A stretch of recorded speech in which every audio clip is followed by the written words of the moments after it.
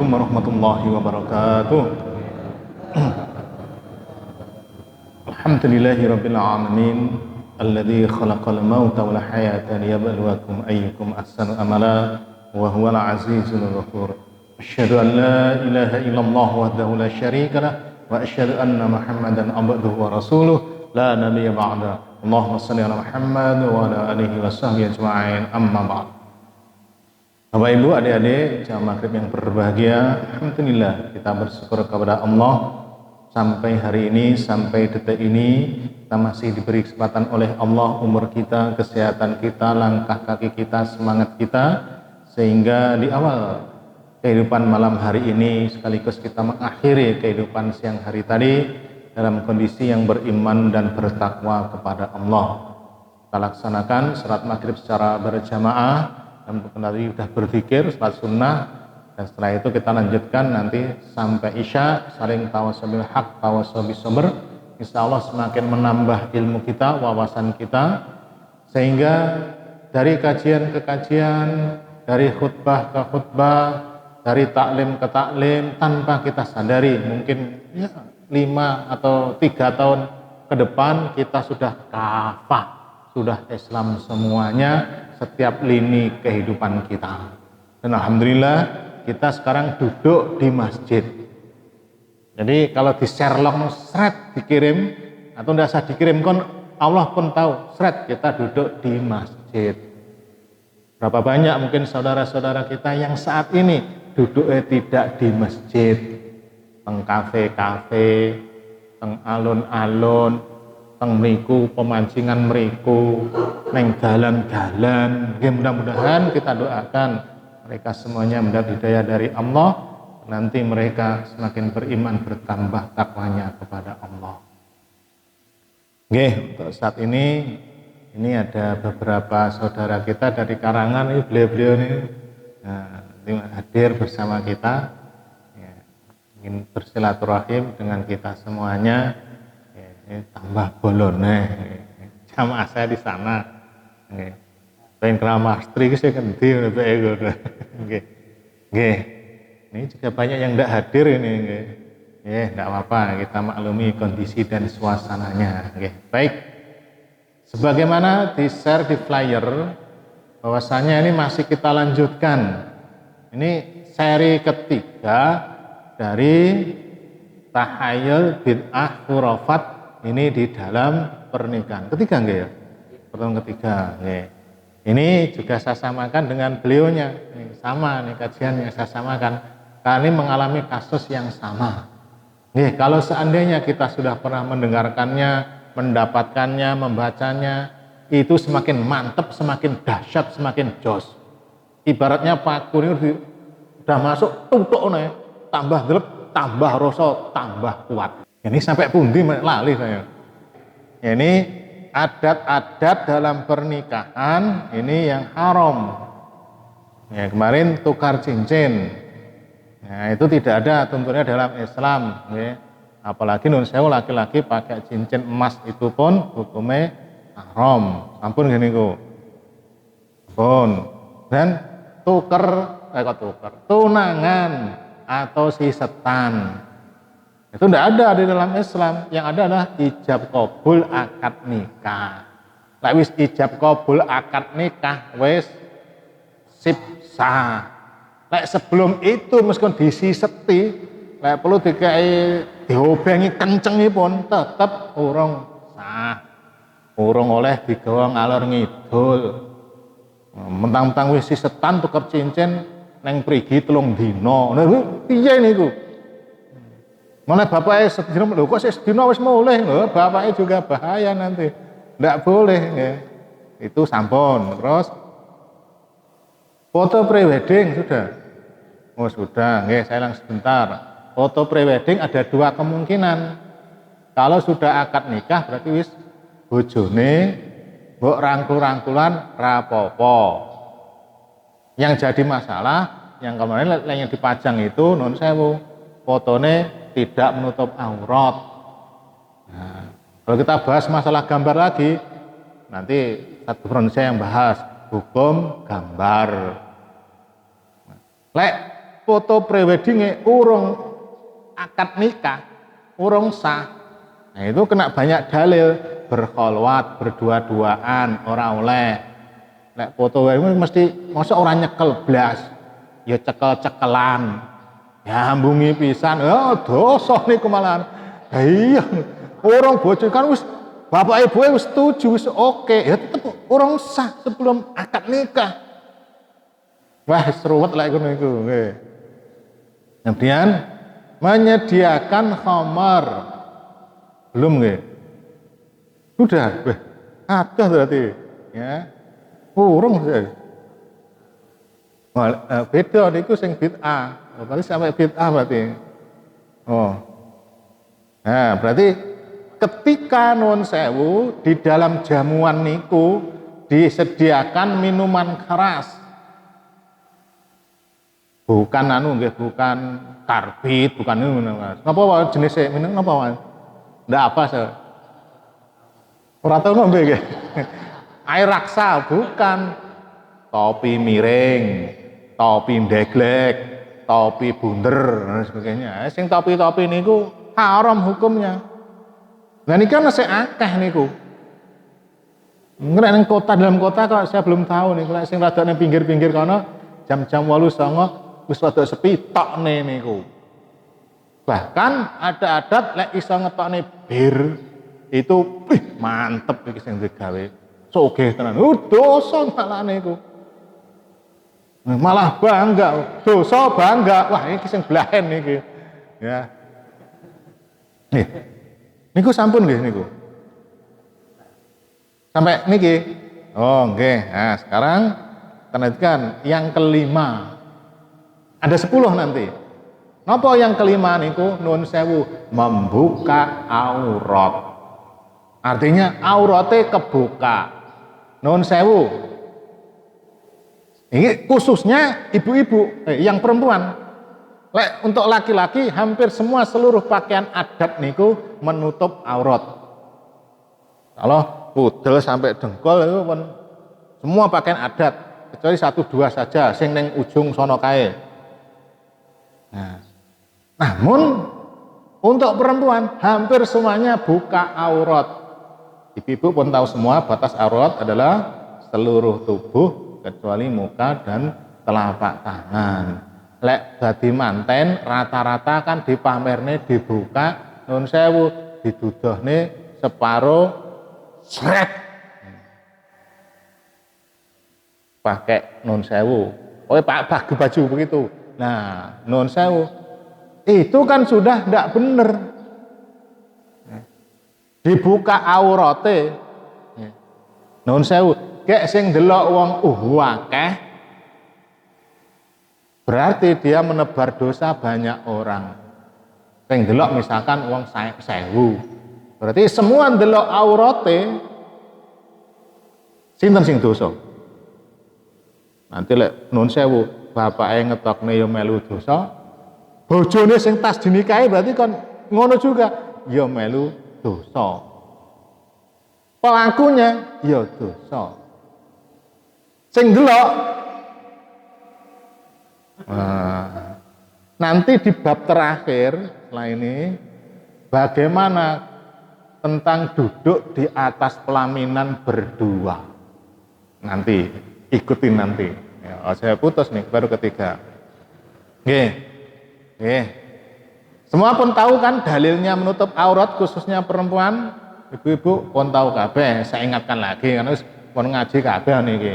Yaitu surat Al-Ahzab surat ke-33 ayat 59. Wahai Nabi, Allah berfirman yang artinya wahai Nabi, katakanlah kepada istri-istrimu, anak perempuanmu dan istri-istri orang yang beriman, hendaklah mereka mengulurkan jilbabnya ke seluruh tubuh mereka. Yang demikian itu supaya mereka lebih mudah untuk dikenal, karena itu mereka tidak diganggu dan Allah adalah Maha Pengampun lagi Maha Penyayang.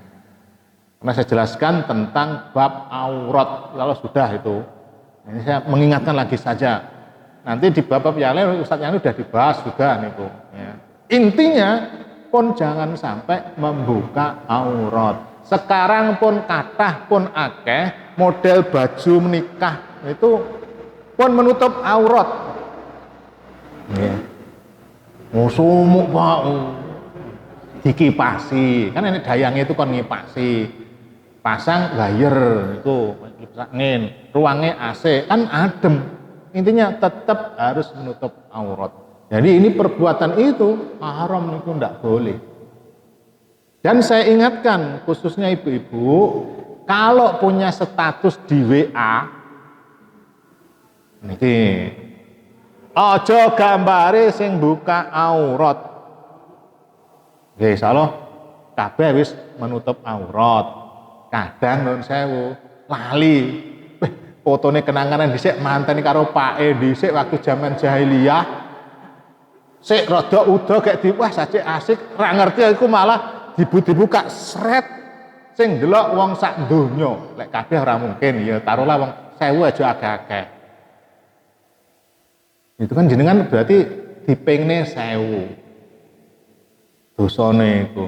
Apalagi malah bangga delok ngaku dhisik kan oh ayo tenan putih mulus ketok ngono malah dewemen diceritani astagfirullahalazim. Dosa bangga lah itu sing blaen niku balik nggih. Nggih niku waktune harus habis ini yang itu. Berikutnya yang keenam yaitu meninggalkan sholat 5 waktu. Nuwun sewu niki. Biasane iku lek kadung repot panen ra salat. Oleh proyek ora salat. Oleh rezeki akeh ra salat. Ikut karnaval apa meneh ra salat. Nggih. Kan begitu karnaval jam 09.00 setat dandane subuh niku dandan. Magrib niku sik teko mriku jan. Urung entek nih pendopo niku. Duhur ilang, asar lepas, magrib sik ning dalan, isak kesel, subuh bablas turu, pirang salat itu tidak sholat. Itu panitianya ikut melu dosa. Kenapa? Dia penyebab banyak orang tidak sholat. Lah sing karnaval iku mek TK kan ya sing orang kena kewajiban sholat. Nggih napa mboten niku? Insyaallah lek panjenengan sholat. Seandainya sangat teramat terpaksa, nanti nggih lek saya panjenengan seman duwe gawe sangat teramat terpaksa niku boleh dijamak. Cuma sekali-kali mawon boleh dijamak niku boleh. Nggih. Tapi tidak boleh dikosor. Karena taruhlah panjenengan relasinya banyak, undangannya 10.000. Kayak ruangannya sempit kan sip-sipan puter terus sangat.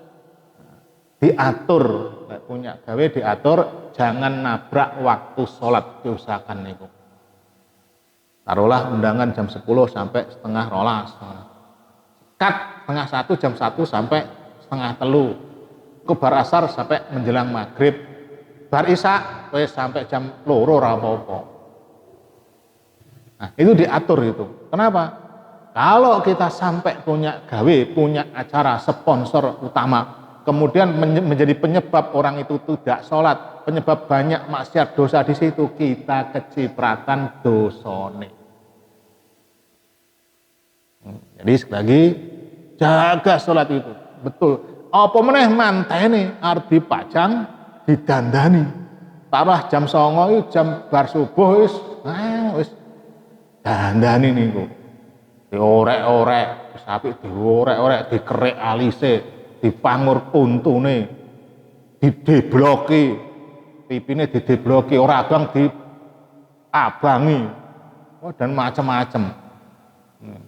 Saya dulu nggih ngoten, nggih didandani kayak topeng monyet, wah itu risih rasanya. Untung saya ganteng, tapi pagah ganteng aja.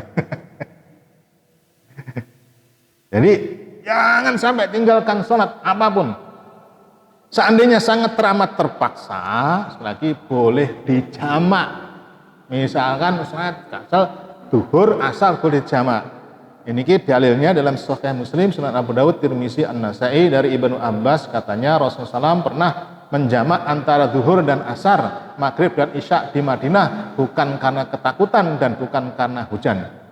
Dalam hadis Waqi' katanya aku tanyakan kepada Ibnu Abbas, mengapa beliau lakukan hal itu menjamak niku padahal tidak ada apa-apa? Beliau menjawab, beliau ingin supaya tidak memberatkan umatnya. Imam Nawawi dalam Syarah Sahih Muslim menjelaskan bahwasanya boleh sekali-kali kita menjamak apabila ada keperluan yang sangat mendesak.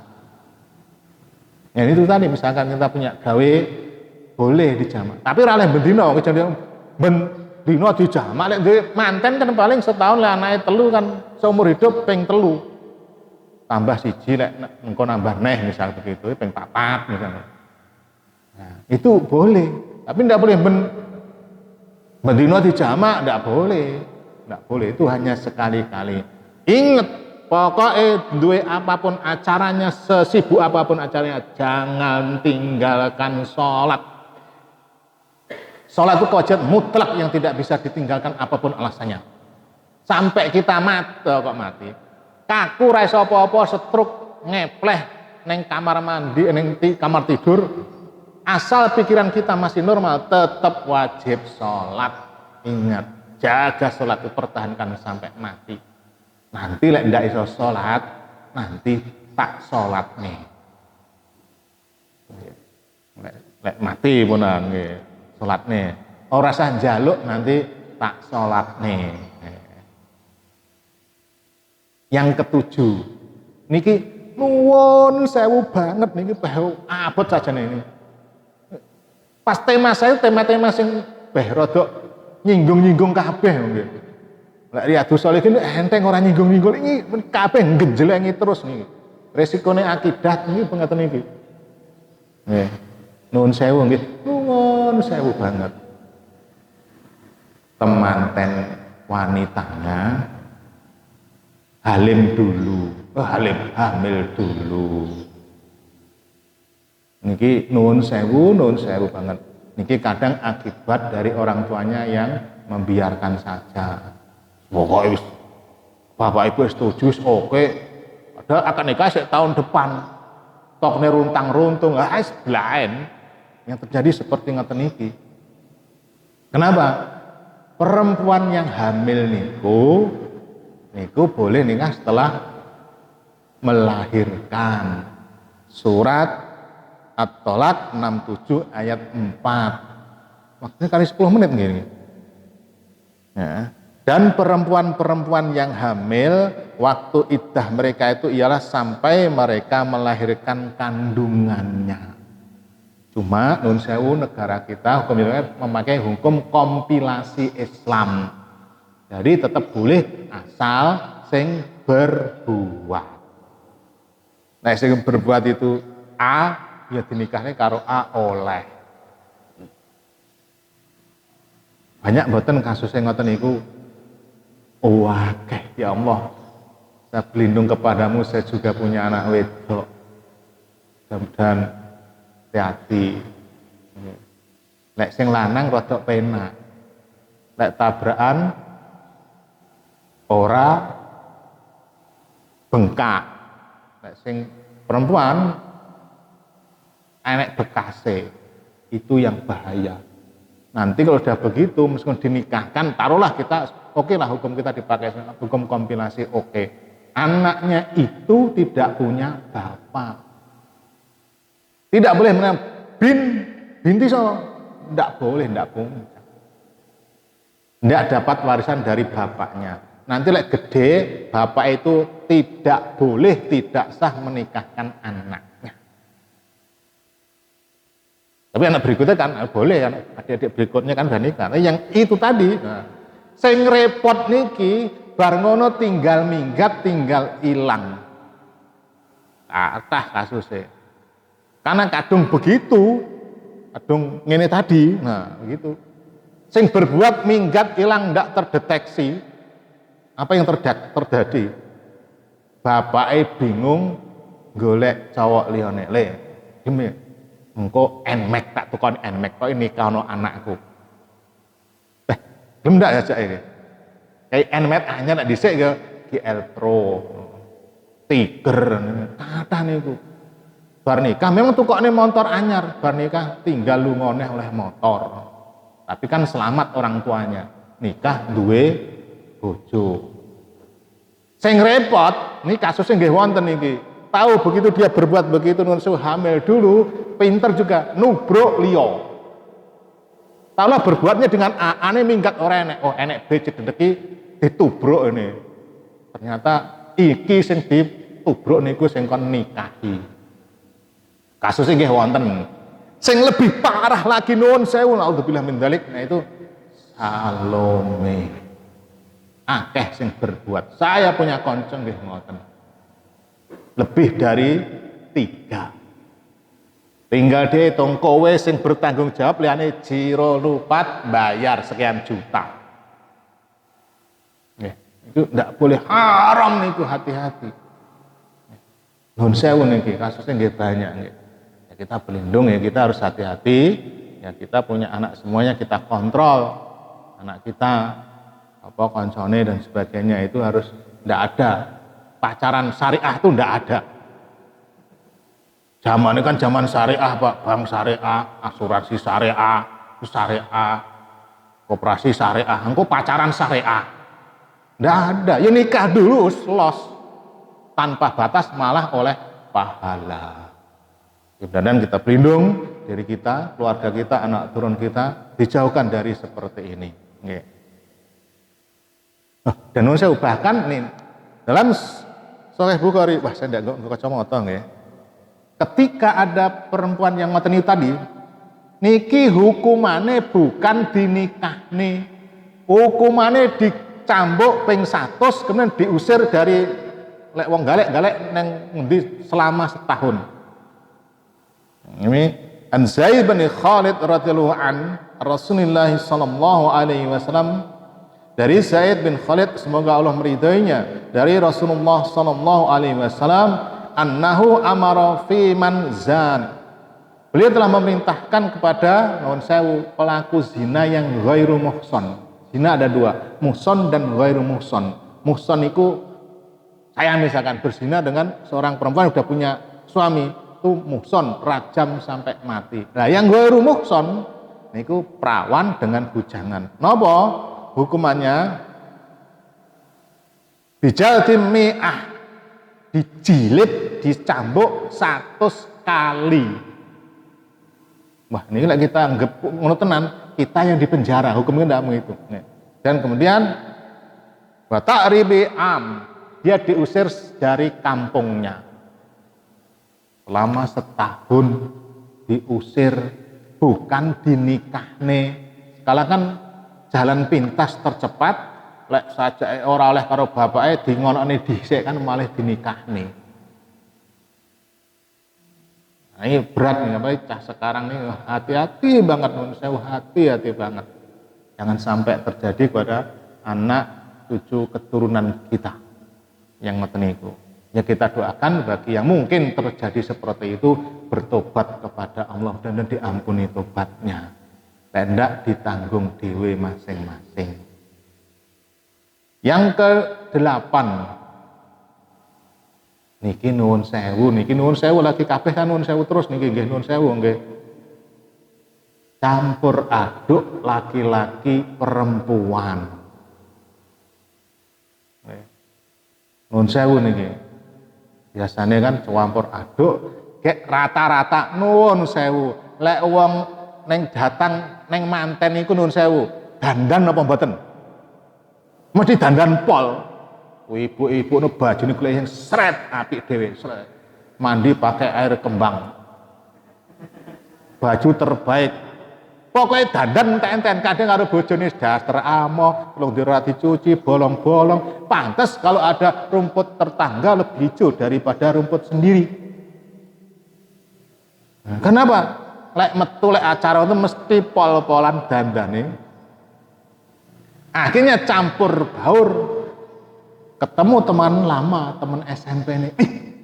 Siapa kayak kenal ya? Lali tuh Mas, saya pernah digablok ke koncoku. Lali tuh Pak Kun. Tak eling-eling. Iya kelingan ini. Nguar gablok-gablok nih, ojo. Enek gue. Kan gablok-gablok kan ojo. Bahkan saya punya teman dengan saya nih, teman ini Kristen sayangnya. Kayak sejak dulu teman SMP. Saya SMP 1 nih. Gek ya bodine apik, ayu dhuwur sekarang jadi notaris nang Jakarta.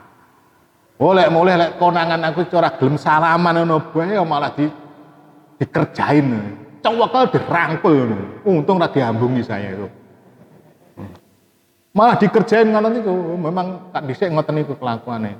Ya, jadi sekali diusahakan dibedakan. Lek seandainya diatur piye carane, ya misalkan macam gini, sret ngono, jamaah laki-laki, tam laki-laki, perempuan. Ya meskipun gedungnya tidak harus dewe-dewe, ya, tetap dipisah lah, ngaturnya diusahakan semaksimal mungkin dipisah. Biasanya lek terjadi banyak ikhtilaf laki perempuan, wah niku sumber nun sewu, sumber minimal delok. Iya bener sapa to? Ya bojone Pak Akur piye ora ayu piye. Ngomare ngerti, Pak. Ya wis ngono kowe. Kae sapa? Kok keluwih ayu neh kek. Bojone sapa? Bojone Mas Tri. Wah iya ngono wae. Kenapa begitu? Tahu dandan seperti itu. Lah wong sing ora ayu kon roh dandan setan gitu. Maka itu bahaya sekali niku. Nggih. Makanya nanti kan dalilnya nanti qul lil mu'minina yahuddu min absarihim. Katakanlah kepada orang laki-laki beriman hendaknya dia menundukkan pandangannya. Nuwun sewu, lek manten itu nundukne pandangan apa melotot? Ora enek sing nunduk pandangan, kabeh melotot. Mesti sambil curi-curi pandang. Wayu kana. Ana ya wayu nek kabeh wayu ngono. Wayu kabeh. Sama ibu-ibu. Kana gewagah nggih anteng sapa kek? Sik single napa double? Ono begitu. Ya, bukan berarti ya tetap diatur, diusahakan. Kenapa? Setidak-tidaknya ini orang yang seperti itu nih kena zina mata.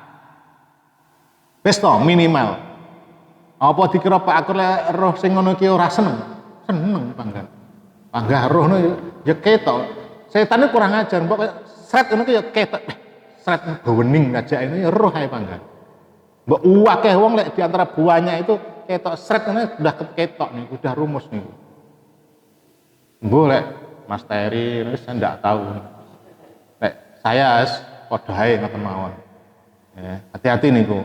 Dalam Sahih Muslim, Sunan Abu Daud dan Imam Ahmad dari Abu Hurairah dari Rasulullah SAW beliau bersabda, sesungguhnya manusia itu telah ditentukan nasib perzinaannya yang tidak mustahil dan pasti akan dijalaninya. Zina kedua mata adalah melihat. Delok ini sudah termasuk zina. Kalau deloke nanti bab memandang kemarin sudah sampaikan, lek sekilas set tidak apa-apa. Tapi saja kok ora mungkin. Kayak ketok set beningnya mesti pengen delok seret terus nih. Ya, pandangan pertamamu itu rezekimu, kedua itu dosamu. Tapi biasanya ya akeh dosane karo rezekine. Minimal itu zina melihat. Zina kedua telinga adalah mendengar. Zina lidah adalah berbicara. Zina kedua tangan adalah menyentuh, zina kedua kaki adalah melangkah, dan zina hati adalah berkeinginan dan berangan-angan. Bayang nih, itu masuk zina. Ya. Lek iso diusahakan dipisah laki perempuan.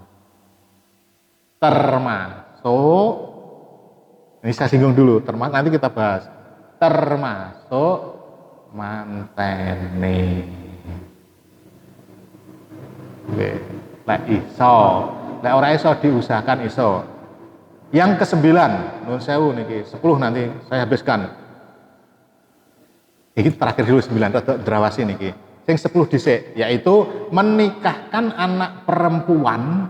Kita duwe anak wedok menikahkan dengan orang kafir, haram hukumnya. Kita dua anak wedok, kok dilamar wong kafir, mau Islam, mau Kristen, mau dan sebagainya, karena sugih, karena anaknya pejabat ditompo, bapaknya dosa, anaknya iso murtad itu nanti. Hati ini tidak boleh. Ayatnya surat Al-Baqarah 221. Dan janganlah kamu menikahkan orang-orang musyrik dengan wanita-wanita mukmin sebelum mereka beriman. Sesungguhnya budak mukmin lebih baik dari orang musyrik walaupun dia menarik hatimu. Mereka mengajak ke neraka sedang Allah mengajak ke surga dan ampunannya dengan seizinnya. Kadang nun sewu ya, karena zaman sekarang Pak, ini zamannya ya ngono ki ora materialistis ngono ki Pak, piye realistis. Sembarang itu butuh biaya. Rabi butuh biaya, engko duwe anak nglerikin butuh biaya, sekolah butuh biaya, bangun omah butuh biaya. Lek orang duwe biaya apa? Biayaan malian. Ya, karena biayaan itu akhirnya pokoknya sing lamar niku wong sugih, ora peduli agamane, wae sing penting sugih. Padahal udah kita ngaji bab nikah kemarin bahwasanya kalau perempuan kita cari perempuan 4 syaratnya. Pun tahu kabeh, yang utama agama. Lek perempuan dilamar kalau dalam Sunan Tirmizi, kalau seorang perempuan ini dilamar oleh orang yang akhlaknya mulia, agamanya sip lah begitu, kon nompo. Syukur-syukur yo akhlaknya mulia, agamane sip, Al-Qur'an 30 juz apal, ngajine penak, akhlake mulia, ya wis ngono wong sugih kan gek ganteng gede dhuwur. Wah, langsung niku nggih mawon. Lek enek niku, tapi nggih angel, tapi minimal agamanya tetap. Jadi haram hukumnya menikahkan anak perempuan kita dengan laki-laki kafir. Yang terakhir, niki nggih nuwun sewu banget, nuwun sewu terus saya ndak penak niki, tapi harus saya sampaikan. Jenengan pegel karo saya jendal ora apa-apa wis niati niku. Yang penting udah saya sampaikan, yaitu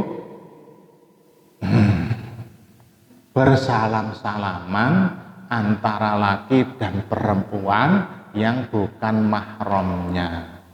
Ibu-ibu salaman dengan saya tidak boleh. Saya bapak salam dengan ibu-ibu sono boten angsal. Laki perempuannya bukan mahramnya salaman ora oleh.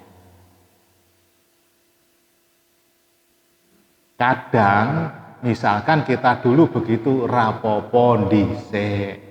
Saiki pun ngaji pun diserangkan dalilnya. Kok begitu salami. Nah, sekarang kan penak alhamdulillah ini dengan adanya wabah seperti ini salamannya kan jarak jauh. Wah, itu terus nih niku. Ini seakan-akan Allah memberikan momentum kepada kita salaman ora sana. Ngene mawon, terutama untuk laki dan perempuan yang bukan mahramnya. Gua ya, dhisik kula nyalaman set malah ngutik-ngutik ngene salaman. Saiki ora gelem. Baru ngaji pisan ning Syekh Musa saiki kaya iya. Ya dhisik ora ngerti, saiki ora apa-apa, dhisik sudah biar saja berlalu. Yang berikutnya jangan dilolokne Allah sok suci, sok gaya, fanatik dan sebagainya. Ya ora apa-apa. Nggih.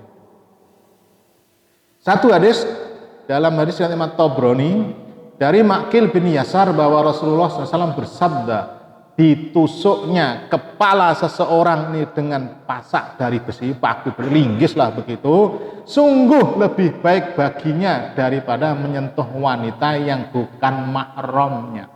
Menyentuh itu pakai tangan, awal itu nggih salaman itu nggih menyentuh, dihindari semaksimal mungkin. Oh, malah kesempatan. Wah, yure salaman remet bisa, astagfirullahaladzim. Jangan begitu. Tidak boleh, terutama yang betul-betul bukan mahramnya. Ingat dulu begitu, saya dulu nggih ngoten, cewek salaman mah diuti tangannya disusun, astagfirullahaladzim. Biasa ngono itu.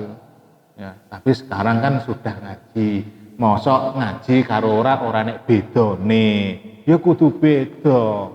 Ya, kita terapkan, ya paling tidak nih dilok nih sok alim gaya. Fanatik radikal ora apa-apa. Ora krowak dilokne ngoten niku. Nggih, ora apa-apa. Jadi 10 ini adalah hukumnya haram. Ya, kita tinggalkan semaksimal mungkin. Perkara lek ngono panggah ae, panggah dilaksanakne ae sing dilarang niki, saya berlepas diri sudah saya sampaikan. Ya, saya pun juga insya Allah juga tidak seperti ngoten niku. Ya saya tinggalkan semuanya. Ya. Oke, nanti yang berikutnya, nanti bukan berarti adat itu nanti ada, yaitu adat yang nanti berikutnya masuk kembar mayang. Mungkin 2-3 kali pertemuan lagi Pak Miki. Kembar mayang. Jenengan pelajari dhisik napa sih kembar mayang niku maksude? Enek manuk-manukane, enek ngene, enek ngonone, engko lek kudu kembang dan sebagainya. Apa filosofi dan maksudnya bagaimana? Nah, nanti kita kupas di situ tentang kembar mayang. Pertemuan yang keempat. Okay. Baik. Mudah-mudahan bermanfaat, kurang lebihnya mohon maaf, kebenaran datang dari Allah, salahnya itu dari saya pribadi. Kurang lebihnya mohon maaf, fangkasiru fil ar, subhanakallahumma wa bihamdika, asyhadu an la ilaha illa anta, astaghfiruka wa atubu ilaik. Assalamualaikum warahmatullahi wabarakatuh.